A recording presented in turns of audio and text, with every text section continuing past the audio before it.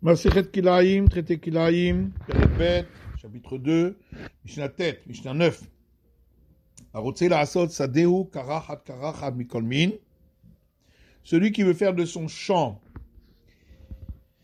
des petites parcelles dans lesquelles il plante à chaque fois une autre espèce,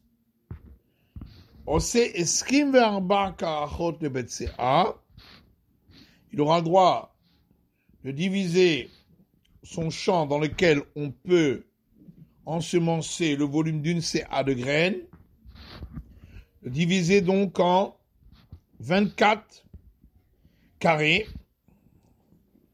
mikarachat lebet rova, et donc chaque carré aura la surface nécessaire pour ensemencer le volume d'un rova, d'un quart de cave, donc un 24e de CA. Et ainsi, il peut ensemencer dans chaque parcelle toute espèce qu'il veut.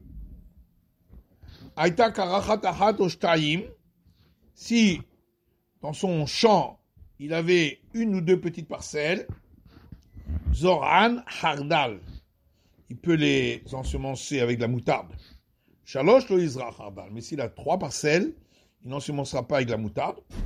Et chez Iniret qui se dé Hardal, parce que la moutarde, on la cultive en petite quantité, c'est pourquoi s'il y a 3 parcelles, ça ressemble à un champ de moutarde qui a été planté au milieu d'un champ d'autre chose, et donc à un mélange d'espèces. Divrei Rabbi Meir.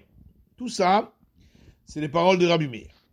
Chachamim Omrim, alors que les sages disent Tesha Karachot Mutarot et Serasurot, que dans ce champ, on peut planter 9 parcelles de 9 espèces différentes, mais 10 c'est interdit. Parce que selon eux, on divise le champ en 25 parcelles, donc 5 fois 5 rangées, et on ne peut planter que en laissant une parcelle vide entre chaque plaine. Et donc ça fait première, troisième et cinquième de la première rangée, première, troisième et cinquième de la seconde rangée, première, troisième et cinquième de la troisième rangée. Ce qui fait en tout 9 parcelles. Mais pas plus. Rabbi Eliezer ben Yaakov Omer, Rabbi Eliezer ben Yaakov dit, Afilu kol sadeu betkor. Même si tout son champ a la superficie pour ensemencer le volume d'un corps, qui veut dire 30 CA.